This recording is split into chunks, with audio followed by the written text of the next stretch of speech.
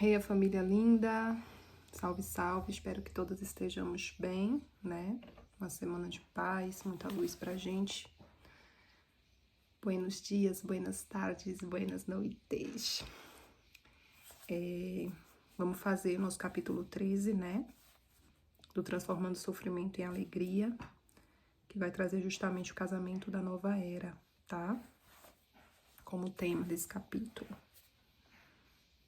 Então, respira profundamente, se conecta um pouquinho aí, fecha teus olhos.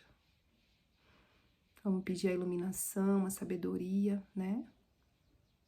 Pedir uma irradiação de luz amarela, para que esse raio amarelo possa iluminar as nossas mentes, trazendo a clareza, a sabedoria, trazendo discernimento, para que a gente possa receber tudo que for bálsamo para o nosso processo de autoburilamento aqui, agora, tá? O casamento da nova era.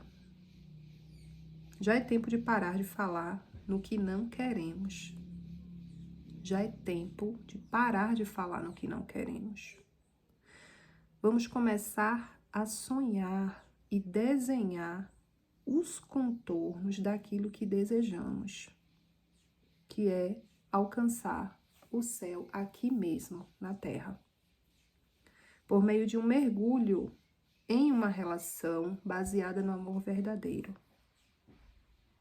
O primeiro passo para essa conquista é a purificação profunda do sistema, até que possamos alcançar o ponto em que sustentamos estar presentes para o outro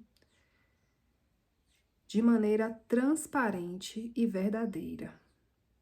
Em outras palavras, é preciso alcançar maturidade suficiente para humildemente assumir a própria responsabilidade pelos conflitos, por mais que o outro esteja realmente equivocado.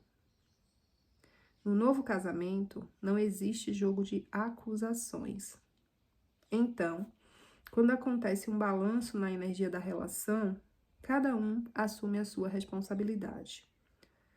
Se ainda precisamos acusar o outro pela nossa incapacidade de amar e pela nossa infelicidade, estamos imaturos. Se ainda precisamos acusar o outro pela nossa incapacidade de amar e pela nossa infelicidade, é porque ainda estamos imaturas. Pausa, respira, fecha os olhos um pouquinho e pensa comigo um minutinho. De alguma forma, eu ainda tenho buscado acusar os outros, acusar as pessoas por aquilo que é incômodo, por aquilo que é desgostoso para mim, por aquilo que hoje me traz insatisfação de alguma forma, em algum nível. Onde é que estão as minhas projeções? Essas projeções, elas estão no outro ou em mim mesma? Eu consigo me centrar, eu consigo focar, eu consigo perceber as minhas sombras, os meus demônios internos? Ou eu insisto em apontar o dedo para fora, responsabilizando sempre o outro, o sistema, o governo, a família, os amigos? E aqui a gente abre para que a gente traga uma visão geral sobre a nossa vida nesse momento e não fique focada somente no relacionamento, por mais que esse seja o foco do livro e do capítulo, né? Então faz essa retrospectiva. Se você tiver com acompanhamento de papel, caderno, né? Pega o teu caderno de anotações e coloca essas questões para que você possa investigar isso com o passar dos dias, tá? Se eu ainda culpo o outro, se eu ainda responsabilizo o outro, se eu ainda não consigo entender que a responsabilidade pela minha infelicidade, ela advém de mim mesma. Se eu ainda não consigo assumir essa responsabilidade para mim, é porque eu ainda estou imatura para estabelecer uma conexão, uma relação saudável e um casamento da nova era, Porque no casamento da nova era não vai mais existir, né? Jogo de acusação. Ah, porque você fez isso? Ah, porque você fez aquilo? Porque... acabou. Uau, eu errei, eu me equivoquei, me desculpa, né? Me perdoa. Ah, eu vou pensar sobre isso, eu vou refletir sobre isso, eu vou sentir, eu vou meditar sobre isso para compreender onde eu estou equivocada, onde eu estou projetando alguma coisa, né? Alguma dor, alguma ferida. Somente um coração purificado é capaz de sustentar a corrente vital que nasce da união entre a força sexual e o coração. Uma experiência tão poderosa que se assemelha à do êxtase místico. Tão intensa que causa medo, porque parece capaz de nos esmagar. Se você ainda não experimentou essa unificação entre as correntes masculina e feminina, talvez seja difícil compreender o que estou dizendo. Se ainda não estamos preparados, ou seja, se ainda não completamos o nosso processo de purificação, seremos tomados pelo medo, não tendo amadurecido o suficiente para admitirmos este medo. Vamos querer escapar, acusando o outro. Se o outro não estiver errado, nós vamos inventar um erro. Assim, a mulher encontra motivo para esfriar o corpo e o homem encontra motivo para encontrar outra mulher. No casamento da nova era, há uma profunda intimidade. Há uma constante intenção de se revelar e de se abrir para receber a revelação do outro. Isso não é nada fácil se você ainda não completou o processo de purificação e transformação do eu inferior. Porque muitas vezes o outro guarda verdades difíceis de aceitar. Assim como você.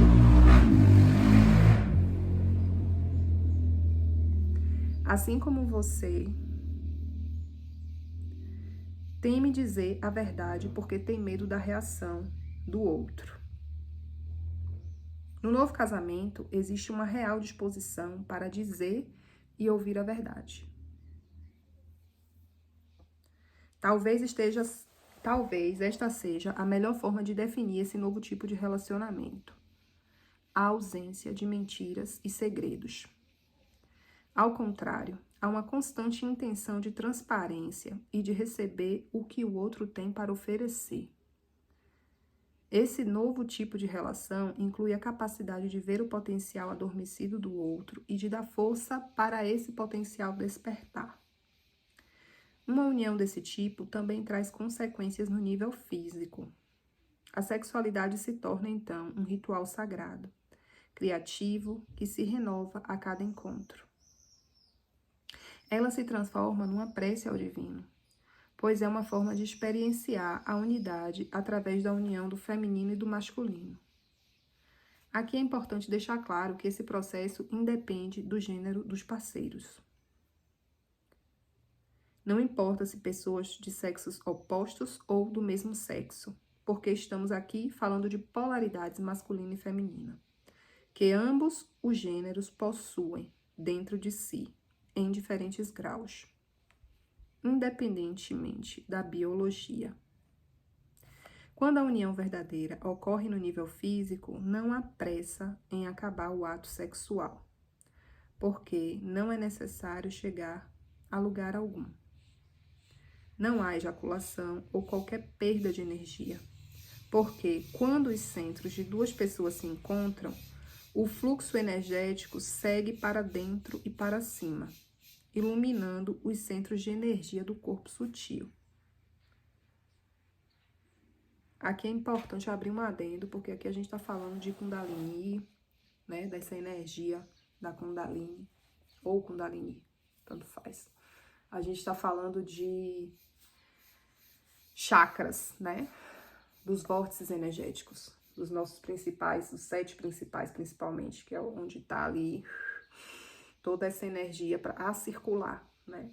Então, quando ocorre essa união, muitas vezes não há necessidade de uma ejaculação, porque não tem pressa para acabar, não tem Nossa, isso tem que acabar mesmo? Você simplesmente está ali, entregue. Você está entregue, literalmente. E você não pensa em outra coisa, você não quer estar em outro lugar, você não deseja estar fazendo uma outra coisa, você não deseja estar fora. É uma coisa que você está completamente inserido. Então, não há pressa, não há correria, né? E essa energia, ela pode circular, ela pode, na realidade, despertar, muitas vezes, né? Se ela tá adormecida, ela pode fazer os caminhos e ir reenergizando esses chakras. E isso provoca o estado de nutrição, né? O estado de, uau, eu termino o ato sexual e eu me sinto extremamente nutrida, cheia de vigor, cheia de energia. Poderia facilmente nem dormir depois, porque eu não me sinto cansada, drenada, exaurida. Então eu não tenho a necessidade de dormir. O ato sexual, ele acaba sendo como uma injeção de ânimo, como um carregador que você põe na tomada. A bateria podia estar ali em 0%. Eu tô acabada. Mas ali você conectou, encheu 100%, depois você levanta, toma um banho, veste a roupa. É pra fazer o quê agora? Eu tô pronta, né?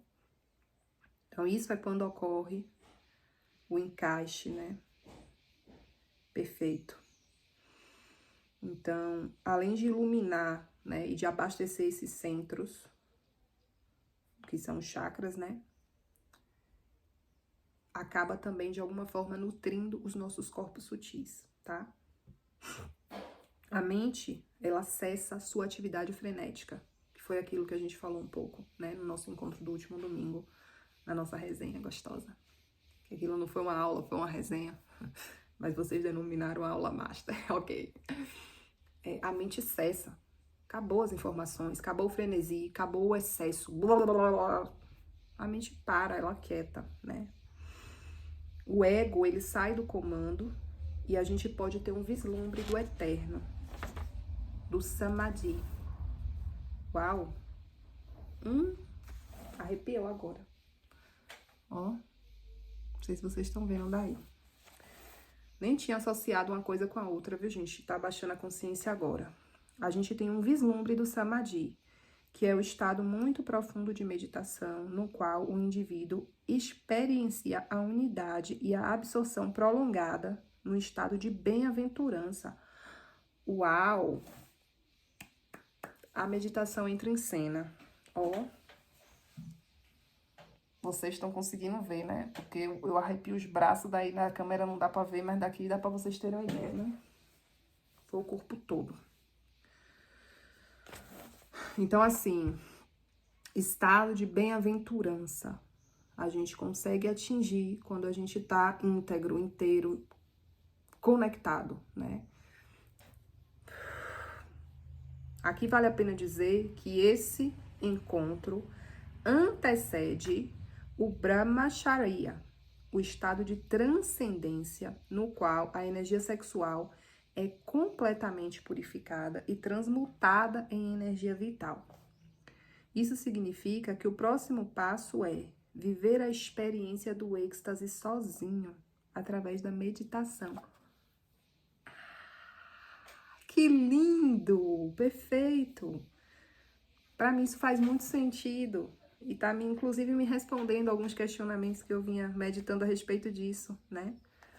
Por que que esse encontro, por que que esse desencontro, né? Por que que esse afastamento, por que que esse... Percebe? É o momento de que mergulhar na meditação para conseguir alcançar o estado de Brahmacharya. Ou seja, eu consegui ter um vislumbre do Samadhi quando aconteceu, né? O que aconteceu na última semana, mas foi um vislumbre. E agora eu preciso acessar o maior. E esse estado maior de bem-aventurança não depende do outro. Não está conectada ao outro, literalmente. Eu posso acessar isso sozinha. Isso pertence a mim. E eu só vou conseguir acessar isso meditando. Entende a importância da meditação aqui? A importância da gente ter resiliência, da gente ter foco, da gente ter disciplina no que diz respeito às nossas meditações, né? Nem que elas sejam divididas durante o longo do dia em meditações de 60 segundos, gente, 1 minuto, 3 minutos, 5 minutos. Vou parar aqui um pouquinho, vou no banheiro, tô no trabalho, vou parar aqui um pouquinho, vou no banheiro ali, tiro 5 minutos, vou meditar. Como, Paloma, sentada no vaso, não importa, em pé na pia, abre o chuveirinho, vai lavando as mãos e já vai entrando no... Então, disciplina para que a gente possa conseguir alcançar esse estado de bem-aventurança que independe do outro. E já que nós todas estamos, né, dentro desse foco aqui de relacionamento, tanto a Cacau que está já dentro de uma relação, quanto as outras que não estão dentro de uma relação, mas que buscam uma relação saudável, vamos trazer para a gente esse processo de purificação como sendo algo compromisso sério. Não, eu preciso purificar o meu eu inferior. Eu preciso aprender como lidar com as minhas sombras, com os meus demônios, e eu vou mergulhar nisso, né? Eu vou me comprometer com as minhas meditações para que eu possa me deparar com esse estado de samadhi sozinha, né? Por que não? Com esse estado de brahmacharya sozinha, por que não? Porque, gente, só quando a gente se coloca nesse movimento, só em a gente se colocar nesse movimento, em desejar esse movimento, o universo ele já conspira e já conecta. E foi o que aconteceu comigo, né? Eu tenho certeza absoluta. O que é que conectou? Porque eu estava já no movimento de purificação e eu tô fazendo esse movimento com as cartas de Cristo, que é um estudo que eu quero inserir aqui, quando a gente concluir esse livro, tá? Nós vamos iniciar o processo de purificação hard com as cartas de Cristo. Então, eu já estava modo hard, audiobook, leitura diária. Então, quando a gente se empenha e faz a nossa parte, quando a gente diz para o universo, olha, eu quero dessa forma, mas eu tô aqui disposta a pagar o preço para eu ter dessa forma. O universo vai lá e diz, toma que é teu. Experiencia aí um vislumbre daquilo que tu pode experienciar sozinha. E relaxa. Relaxa que no tempo certo, quando você concluir o processo de purificação, porque agora fica claro isso para mim, né? Esse reencontro nosso. Ou um encontro com uma outra pessoa, porque pode não ser ele, né? Ele pode ter sido apenas uma peça que o universo movimentou para que eu pudesse experienciar isso e ter a consciência de que, nossa, se foi possível com ele, com certeza vai ser possível com uma outra pessoa, por que não? Eu não mereço menos do que isso. É esse o padrão que eu quero. É aquela coisa de que quando a gente experimenta o melhor, a gente nunca quer voltar atrás para uma experiência menor, mais a gente não quer, né? Então, assim, quem dirige carro automático, meu amor, acostuma rápido, nunca mais vai querer voltar para marcha manual. Entendeu? Quem tem o smartphone top das galáxias, acostuma rápido, nunca mais vai querer ter o smartphone fuleiragem. É porque é por conta do ego só, é por conta do... Não, é porque nós somos seres humanos, filhos de Deus, nós somos sementes, né?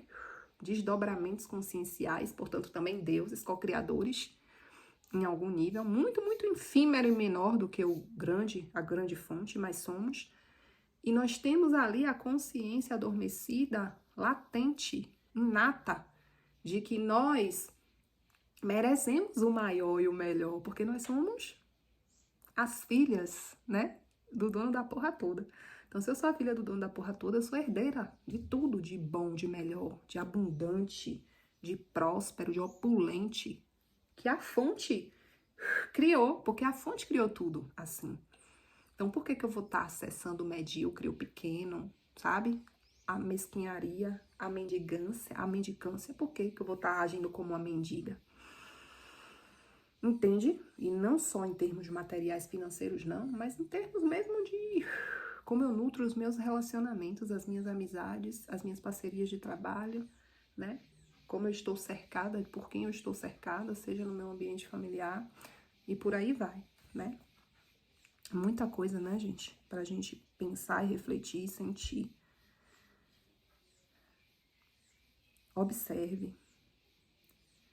O novo casamento só pode acontecer dentro do caminho espiritual, ou seja, se estamos realmente buscando por algo que vá além da percepção ordinária a respeito da vida e que nos leve ao despertar da consciência maior, essa nova forma de se relacionar possibilita que haja a experiência da unidade. Ela possibilita que você se enxergue através do outro e possa dissolver a ilusão de separação.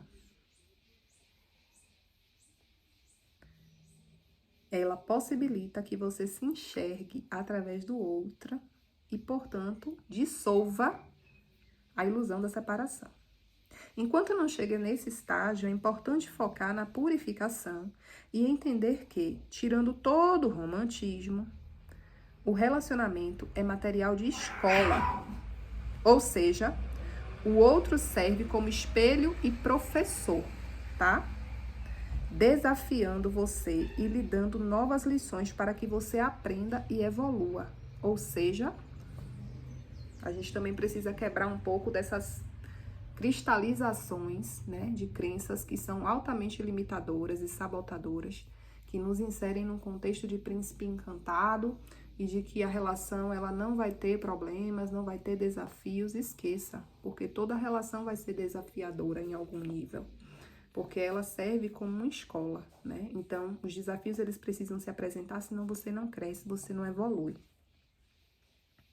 Olhando por esse ângulo, uma relação aparentemente negativa é melhor do que o isolamento, porque proporciona uma oportunidade de autoconhecimento, a não ser que a escolha de ficar sozinho venha de um desejo nascido do coração, com a intenção de aprofundar-se em si mesmo através da solidão e da entrega à consciência maior, e não seja fruto do medo ou do orgulho, que era o lugar onde eu estava, né?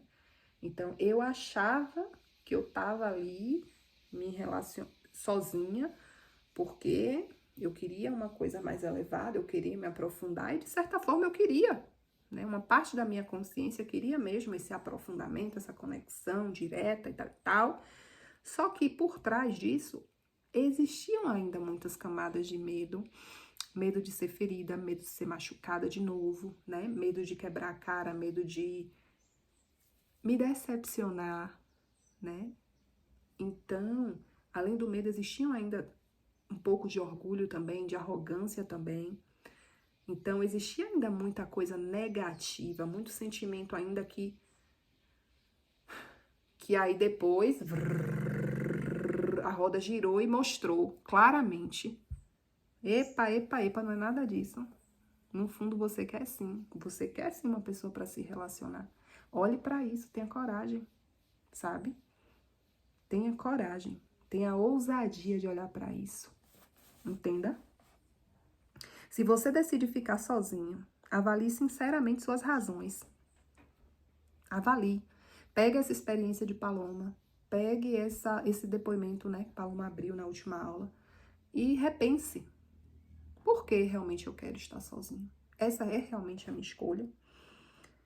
Veja se não é fuga da revelação, porque a resposta está dentro de você. Se estiver guardando mágoas, ressentimentos ou justificando sua escolha de ficar só, com base nos defeitos do outro, isso significa que você ainda está presa no jogo de acusações e um trabalho de purificação se faz necessário. Costumo dizer que a perfeição do amor divino só é possível quando você já passou pelas misérias do amor humano. Observe, as perfeições do amor divino só é possível quando você já passou pelas misérias do amor humano. Muito foda isso, viu? Vou até grifar aqui, que eu não tinha grifado isso aqui. Você pode ler 10 vezes o livro, mas parece que cada vez que você lê, novas consciências se abrem. Isso é incrível.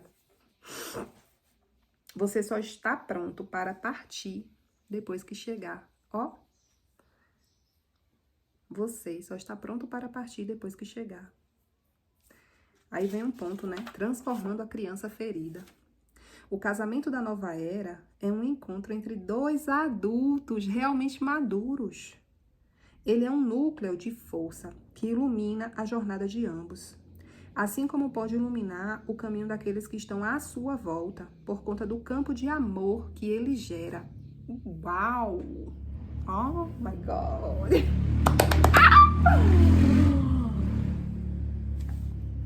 Deixa a moto passar. Esse é um caminho para a libertação através da unificação do masculino e do feminino dentro de nós. Dessa forma, o casamento da nova era não vai contra a evolução espiritual. Ele faz parte da evolução espiritual, pois é uma forma de sadhana, que é a expressão em sânscrito que se refere à prática espiritual, que inclui uma porção de atividades, tais como entoação de mantras, realização de rituais, meditação, yoga, seva, né, ou estudo de textos sagrados. Eu diria que hoje em dia, esse casamento é uma das práticas espirituais mais necessárias, porque exige que mantenhamos o coração aberto enquanto nos relacionamos com o outro em intimidade, o que é ainda mais desafiador e demanda mais consciência e abertura do que o relacionamento de amizade ou o relacionamento cotidiano. Mas é claro que isso somente será possível à medida que nos livrarmos das crenças e preconceitos criados pela mente condicionada.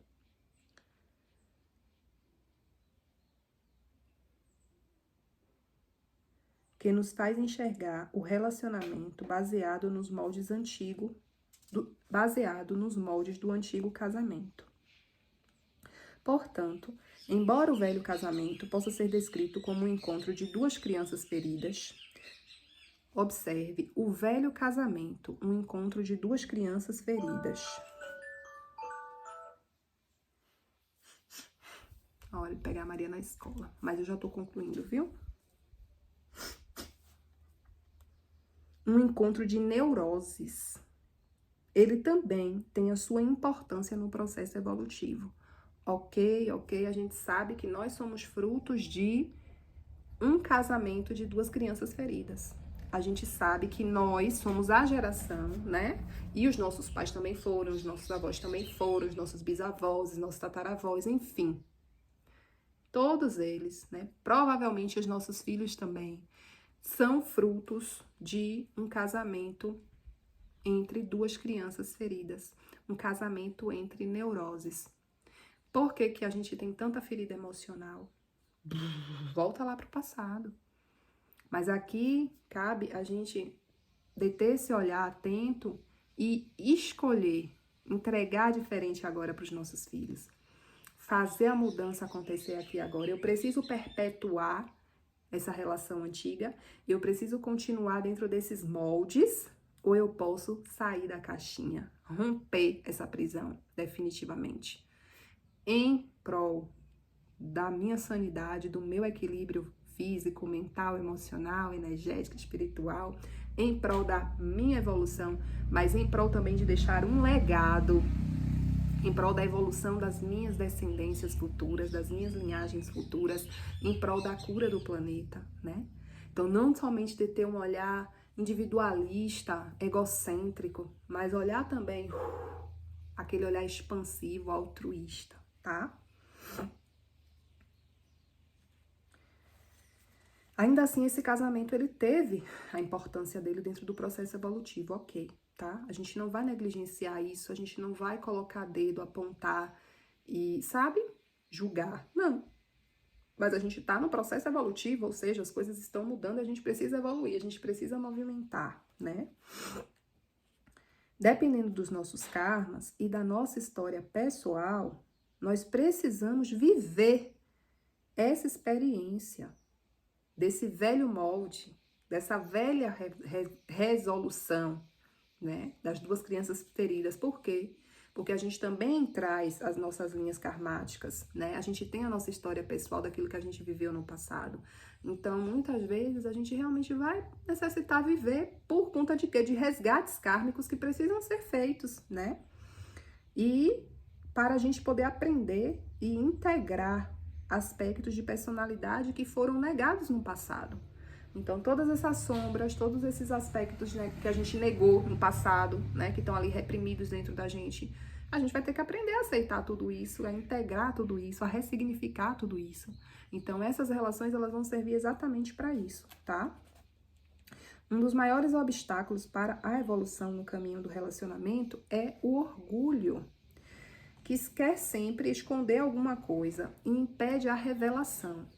Ou seja, o orgulho, que a gente estudou lá na estrela setenária, lembra?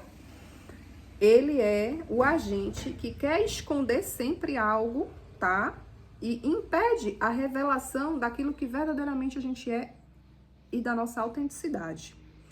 Como vimos, o orgulho nasce como um mecanismo de defesa para nos proteger de marcas de abandono, rejeição, exclusão, humilhação, né? Que tem tudo a ver com aquela leitura do livro das 5 feridas emocionais, né? Que eu passei para vocês essa leitura, passei até o PDF do livro. Eu acho importante quem não leu ainda ler esse livro, porque tá atrelado, tá? É uma coisa conectada à outra, nesse grande quebra-cabeça que a gente está montando. Então, a gente acaba utilizando o orgulho para nos proteger dessas marcas, dessas feridas, né? E essas feridas, elas fizeram com que a gente considerasse, né, aspectos da nossa personalidade inadequados, obscenos, maldosos. E aí a gente entra num processo de auto-julgamento por olhar por aspectos da nossa personalidade, não querer reconhecer aquilo, não querer aceitar, não querer integrar aquilo, não querer abraçar, né? Que isso faz parte também da minha personalidade, ok? Eu preciso purificar isso, mas eu não vou conseguir purificar sem antes ter acolhido, sem antes ter abraçado, sem antes ter reconhecido que aquilo tá ali e precisa de purificação. Compreende? Então, não adianta fingir que não tá vendo, não adianta fugir da sombra, não adianta negar a sombra. Ou você encara de frente, para que você... Nossa, você tá aí, eu tô te vendo. Uau! Agora somos nós dois, vamos lá. A gente vai se resolver, sabe?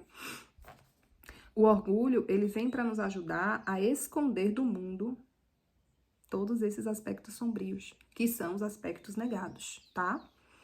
Ele não quer que ninguém descubra as partes que um dia você rejeitou e te impedem nesse momento de se relacionar. Ou seja, o orgulho está te impedindo de se relacionar. Por quê? Porque ele quer esconder de todas as formas, ele não quer que você veja, enxergue, aceite, integre as suas partes negadas, as suas partes sombrias, as suas partes obscuras. E enquanto você não aceitar essas partes sombrias, obscuras, que você tanto negou, enquanto você não dedicar tempo, determinação, esforço, compromisso, né, para sentar sua bunda e meditar, meu amor, você não vai conseguir nunca encontrar-se com esses próprios demônios internos.